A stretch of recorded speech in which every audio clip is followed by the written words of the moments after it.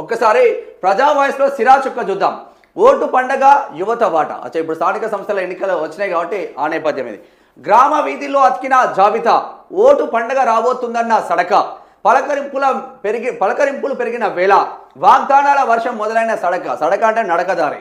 డబ్బు చేతిలో పెట్టి మోసం చేసేవాడు, ఓటు కోసం మాయమాటలు చెప్పేవాడు, వాగ్దానాల చలువతో నమ్మించేవాడు, ప్రజల భవిష్యత్తునే తాకట్టు పెట్టేవాడు.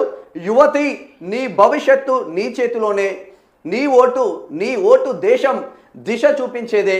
పుస్తకాల కాంతి చూపిన మార్గం, బుద్ధి జ్ఞానంతో తీర్చు ధర్మం. ఓటు అమ్మకూడదు, మోసపోకూడదు, సత్యం చూసి నిర్ణయం తీసుకోవాలి. అభివృద్ధి కోసం కలం పట్టిన వారికి అవకాశం ఇచ్చి వెలుగులు నింపాలి.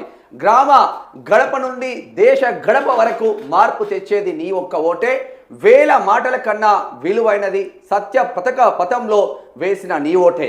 యువత లేస్తే వెలుగు వస్తుంది, సత్యం గెలిస్తే భవిష్యత్తు వికసిస్తుంది.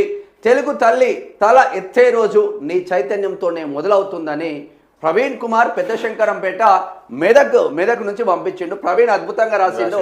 ఎందుకంటే యువత సన్మార్గంలో వెళ్ళాలి, యువత డబ్బు తీసుకోకుండా ఓట్లేయాలి. గ్రామ పంచాయతీ ఎన్నికలు వస్తూ ఉన్నాయి, స్థానిక సంస్థల ఎన్నికలు రాబోతున్నాయి.